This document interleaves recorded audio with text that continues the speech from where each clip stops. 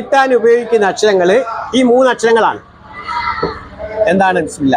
അലിഫ്. അങ്ങനെ പറയും, അലിഫ്.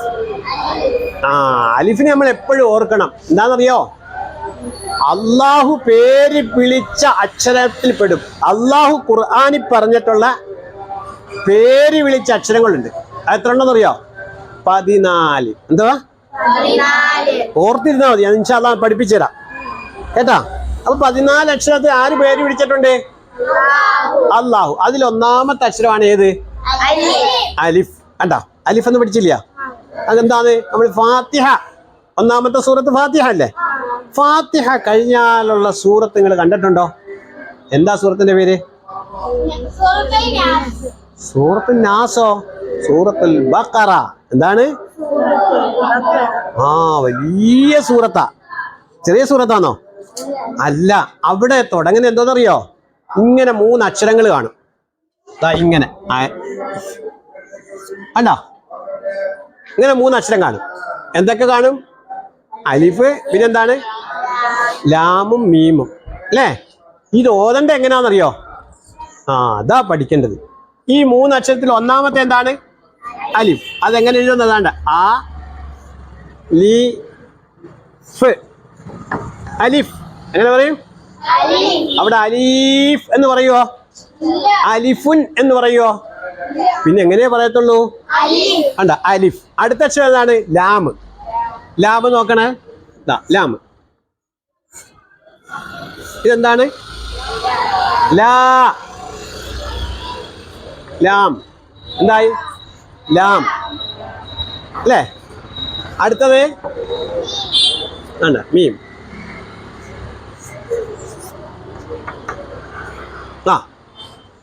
ഇതെങ്ങനെ വായിക്കും? മീം. എന്താണ്? അവിടെ എന്തൊക്കെ? അലിഫ്, ലാം, മീം. അത് അക്ഷരങ്ങൾ നമ്മളൊന്ന് അഴിച്ചെഴുതിയതാ. എങ്ങനെ? അലിഫ്, ലാം, മീം. ഇത് നമ്മൾ വായിച്ചതാ. ഇതിപ്പോ നമ്മൾ എന്ത് ചെയ്താ? വായിച്ച്. അപ്പൊ നീട്ടാൻ ഉപയോഗിക്കുന്ന അക്ഷരങ്ങൾ ഏതൊക്കെ ഉണ്ടോ നമ്മൾ ചോദിച്ചത്. ഏതൊക്കെയാ? ഓക്കെ. അലിഫ്, യാ, വാവ്. ഇത് 3 ഓർമ്മ വേണം. ചിലപ്പോ അതിന് പുള്ളി കാണും, പുള്ളി കാണത്തില്ല. ഇവിടെ ഞാൻ പുള്ളി ഇട്ടു അല്ലേ? ഫത്തഹിനെ നീട്ടാൻ അലിഫ്, കെസറിനെ നീട്ടാൻ യാ, ലമ്മിനെ നീട്ടാൻ വാവ് എന്ന് പറഞ്ഞേ. അലിഫിനെ നീട്ടാനല്ല, ഫത്തഹിനെ നീട്ടാൻ അലിഫ്, കെസറിനെ നീട്ടാൻ യാ, ലമ്മിനെ നീട്ടാൻ വാവ്. അത് നമുക്ക് അറിയണ്ടേ ഫത്തഹും കെസറും. ഓക്കെ. നമ്മൾ ഇങ്ങനെ ഒരു വര വരച്ചാൽ ഇതിന്റെ മേളിൽ ഇരുന്ന ഫത്തഹ്, ഇതെന്താണ്? കെസറ്, ലമ്മ്. ലമ്മ്, ലമ്മ്. എന്താണ്? ലമ്മ്. കണ്ടോ? ഫത്തഹ്, കെസറ്, ലമ്മ്. അത് നമ്മൾ എങ്ങനെ എഴുതുക നോക്കിക്കോ. ബ, ബി, ബു. ഫത്തഹും കെസറും വന്നില്ല? ഫത്തഹ്, കെസറ്, ലമ്മ്. ഫത്തഹ്, കെസറ്, ലമ്മ്. അപ്പൊ നമുക്ക് ഈ 3 അക്ഷരം നമ്മളിപ്പോ എഴുതിയില്ല.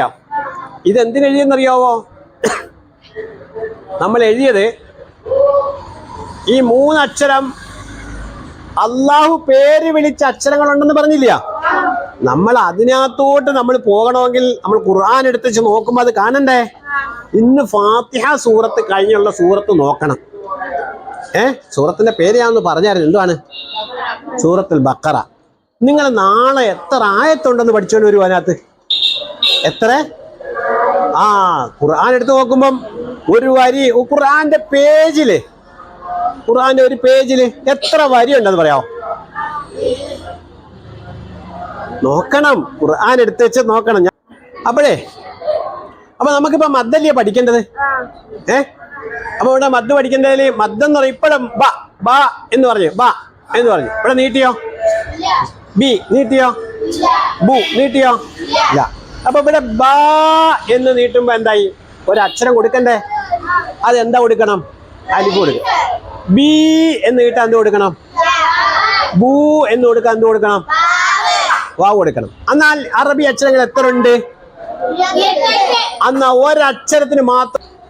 ഒരക്ഷരത്തെ മാത്രം നമ്മൾ എന്ത് ചെയ്യണം? ഒട്ടും നീട്ടാതെ ഉച്ചരിക്കണം. ആ അക്ഷരം ഏതാന്ന് ചോദിച്ചാൽ ഇതാണ് അലിഫ്. അലിഫ് മനസ്സിലായോ? ഇങ്ങനെയാണ്. ഇങ്ങനെ 2 മദ്ദുമാണ്, വലിയ മദ് അല്ലേ? എന്തുണ്ട്? വലിയ മദ്ദുണ്ട്. അപ്പൊ അറബി അക്ഷരങ്ങൾ എത്ര ഉണ്ടെന്ന് നമ്മൾ പറഞ്ഞു? 20. അതിൽ ഒരക്ഷരത്തിന് മാത്രം മദ്ദില്ലെന്ന് പറഞ്ഞു. മദ്ദെന്ന് പറഞ്ഞാൽ അർത്ഥം എന്താ ഞാൻ പഠിപ്പിച്ചു. എന്താണ്? നീട്ടൽ. നീട്ടൽ അല്ല മദ്. അതിന് മലയാളം അറബിയിൽ എഴുതുമ്പോൾ എങ്ങനെ എഴുതും? ഇങ്ങനെ എഴുതും. വേണ്ട, ഇതെന്താണ്? മദ്. വേറൊന്നും ഞാൻ പറഞ്ഞല്ലോ. എന്താണ്? ഇതെന്താണ്? ഷദ്. ഷദ് എന്തിനുള്ളത്? കനപ്പിച്ച. മദ് നീട്ടി പറയും. മദ് നീട്ടി പറയാ. ഷദ് എന്ത് ചെയ്യാ? ഇതില്ലാത്ത ഒരേ ഒരു അക്ഷരം പഠിച്ചു. ഏതാ പഠിച്ചത്? അലിഫ്. അടുത്ത അക്ഷരം നമ്മൾ നോക്കുവാണ്. ഈ മദ് എന്ന് പറഞ്ഞാല് 3 രീതിയിലാണ് മദ് വരുന്നത്. എങ്ങനെ രീതിയിലാ? ഒന്ന് മദ് ഇല്ലാത്തത്, ഒന്ന് ചെറിയ മദ്, ഒന്ന് വലിയ മദ്. എന്ത് മദ്ദാ? വലിയ മദ്ദിൽപ്പെട്ട അക്ഷരമാണ് ഇത് രണ്ടും. ഏതൊക്കെ? ലാമും മീമും. ലാമും മീമും പറഞ്ഞില്ലേതാ? ലാം. എങ്ങനെ വരും? കുറച്ച് നീട്ടണം. ലാം. എന്താണ്? അടുത്തത് മീം. അപ്പൊ ഇതെങ്ങനെ ഓതും? അലിഫ് ലാം മീം. എങ്ങനെ? ഇവിടെ നമ്മൾ ചേർത്തല്ലേ പറയുന്നേ? അപ്പൊ ഇവിടെ ഈ ഇത് രണ്ടിനകത്ത് എത്ര മീമുണ്ട്? 2 മീമേ ഉള്ളവനെ. ഞാൻ മൊത്തത്തിലൊരു വരയിട്ടില്ലയോ? അതെല്ലാം ഒന്നാണെന്ന് കാണിക്കാൻ. അപ്പൊ എത്ര മീമുണ്ട്? 3 മീമുണ്ട് അല്ലേ? മീമിന് നിയമങ്ങളുണ്ട്. മീമിന് എന്തുണ്ട്? മീമിന് എന്ന് പറയാൻ 2 മീമ്, അതായത് സുക്കൂനുള്ള മീമിന് ശേഷം ഹറക്കത്തുള്ള മീമ് വന്നാൽ, എന്തുവാ?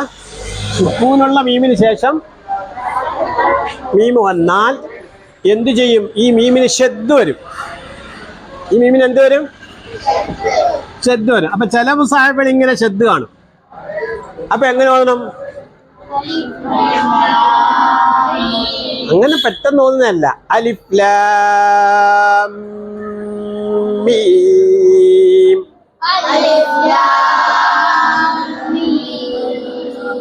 എന്താ? മീമിന് എന്ത് ചെയ്യണം? മണിക്കണം. എന്ത് ചെയ്യണം? മണിക്കുന്ന എവിടെ കൊണ്ടാ? തരിമൂക്ക് കൊണ്ട. എന്തുകൊണ്ടാ? അതിന് അറബി പറയുന്ന പേരെന്താ? ഉന്നത്ത് എന്ന് പറയും. എന്ത് പറയും? ഉന്നത്ത്. കണ്ടാ? അതിനൊരു പാട്ട് കേൾക്കാൻ ഞാൻ പഠിപ്പിച്ചിടാം. അപ്പൊ നിങ്ങൾക്ക് മനസ്സിലാവും. നൂനിനും മീമിനും ഷദ് വരുമ്പോഴാണ് മണിക്കേണ്ടത്. എപ്പോഴാ? ഷദ് വരുമ്പോ എന്ത് ചെയ്യണം? അത് നിങ്ങളങ്ങ് നോട്ട് ചെയ്തോണ്ടിരിക്കണം, ചെറിയ ചെറിയ പോയിന്റുകൾ. ഇങ്ങനെ അപ്പൊ പറഞ്ഞ നൂനിനും മീമിനും എഴുതിയാ?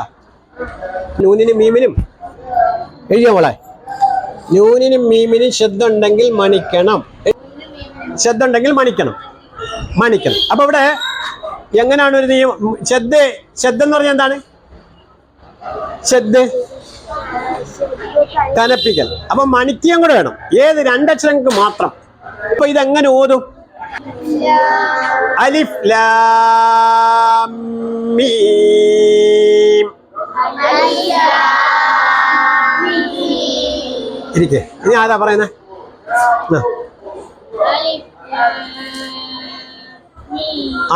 മനെ ലാം മീം. കണ്ടോ? ഞാൻ നിർത്തിയോ? അലിഫ് ലാം മീം എന്ന് നിർത്തിയാണോ പറഞ്ഞേ? എങ്ങനെയാ പറഞ്ഞത്? മണിക്കല് കുറഞ്ഞു പോയി. ശരിയായി. ഒന്നുകൂടെ പറഞ്ഞേ. അലിഫ് 3 എഴുതിക്കോ. ഇതെന്തിന്റെ അക്ഷരങ്ങളാ? അല്ല, ഇത് 3ന്റെ പേരെന്താണ്? അല്ല, അലിഫ് യാ വാവ് എന്തിനുപയോഗിക്കുക? നീട്ടാൻ. അതിന് അറബി പറയുന്ന പേരെന്താണ്?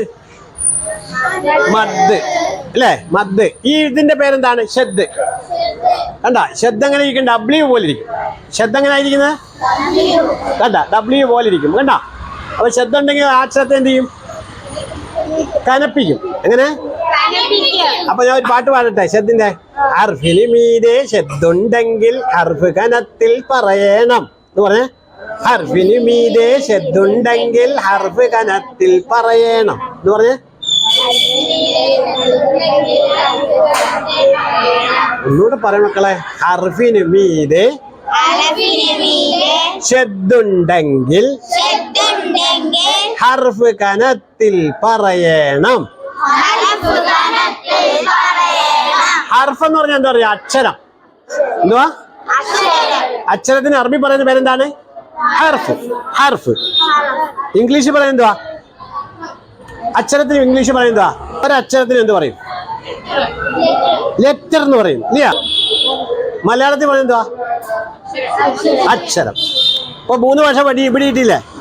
അറബിയില് ഹർഫ്, ഇംഗ്ലീഷില് ലെറ്റർ, പിന്നെ മലയാളത്തില് അക്ഷരം. അപ്പൊ ഒരക്ഷരത്തിന്റെ മീതെ, മീതെ എന്ന് പറയുന്നതാ മുകളിൽ എന്തുണ്ടെങ്കിൽ? ഷദ്ദുണ്ടെങ്കിൽ ആ അക്ഷരത്തെ എന്ത് ചെയ്യണം? കനപ്പിച്ച് പറയണം. കനപ്പിച്ച് അതാ ഹർഫ്. ഹർഫ് ഹർഫ് കനത്തിൽ പറയണം എന്ന് പറഞ്ഞ ഹർഫ്.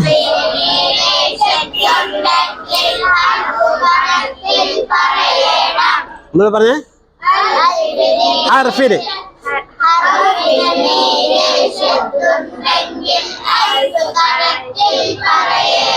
അപ്പൊ ഇവിടെ നോക്കിക്കോ. ദാ ഇതെന്താണ്?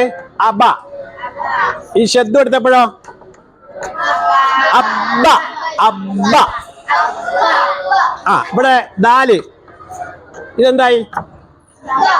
ദബ്ബ. ജബ്ബ. ഇപ്പോഴോ? റബ്ബ. ഇപ്പോഴോ? നബ്ബ. കണ്ടോ? പഠിക്കേണ്ടവർക്ക് എളുപ്പം പഠിച്ചൂടെ? അതൊക്കെ എന്തൊക്കെ പഠിച്ചു? അബ്ബ, ദബ്ബ, റജബ്ബ, റബ്ബ, നബ്ബ. അപ്പൊ എന്താണ്? ഹർഫിന് മീതെ ഷദ്ദുണ്ടെങ്കിൽ, ഹർഫിന് മീതെ ഷദ്ദുണ്ടെങ്കിൽ ഹർഫ് കനത്തിൽ പറയണം. എന്താ പറയുന്നത്?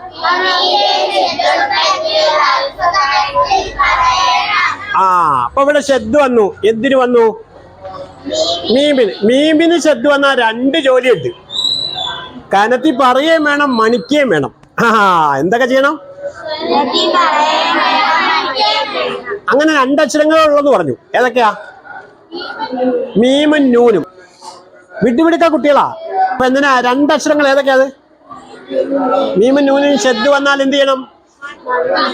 ഇരട്ടി ജോലിയുണ്ട്. മറ്റേ 1 ജോലിയേ ഉള്ളൂ, കനപ്പിക്കുകയും വേണം. ഇല്ലേ? സാധാരണ അക്ഷരങ്ങൾക്ക് എന്ത് ചെയ്താൽ മതി? നമുക്ക് കനപ്പിച്ചാൽ മതി. നമ്മൾ ഇവിടെ എന്തും കൂടെ വേണം. അതാ പറഞ്ഞത് ഹർഫിന് മീതെ ഹർഫ് കനത്തിൽ. അലിഫ് ലാം മീം. എങ്ങനെ?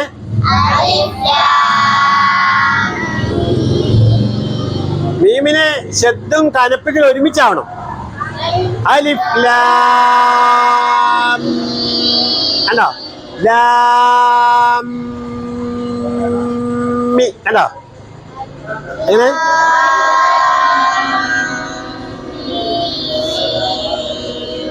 എത്ര അക്ഷരങ്ങളുണ്ട് അവിടെ? 3 അക്ഷരങ്ങൾ. ഏതൊക്കെയാ? അലിഫും ലാമും മീമും. നമ്മൾ നീട്ടിയ ഏതൊക്കെ അക്ഷരങ്ങളെയാ? ലാമിനെയും മീമിനെയും. മാഷാ അല്ലാഹ്. ഇനി നമുക്ക് ഷദ്ദിനെ കുറിച്ച് നമുക്ക് ഒന്നുകൂടെ പഠിക്കാം. അപ്പൊ മദ്ദിന്റെ അക്ഷരങ്ങൾ പഠിച്ചു. മദ്ദിന്റെ അക്ഷരങ്ങൾ ഏതൊക്കെയാ? അലിഫ്, യാ, വാവ്. ഷദ്ദ് പഠിച്ചു, മദ് പഠിച്ചു. പഠിച്ചില്ലേ? സൂറത്തുൽ ബഖറയിലെ ഒരു ആയത്ത് നമ്മൾ പഠിച്ചു. എന്താ പഠിച്ചത്? ആയത്തും പഠിച്ചു. ബഖറയിൽ എത്ര ആയത്തുണ്ടെന്ന് എന്ത് ചെയ്യണം? എണ്ണി പഠിച്ചോണ്ട് വേണം, മനസ്സിലായോ? ബാക്കിയൊക്കെ നമുക്ക് നാളെ പഠിക്കാം.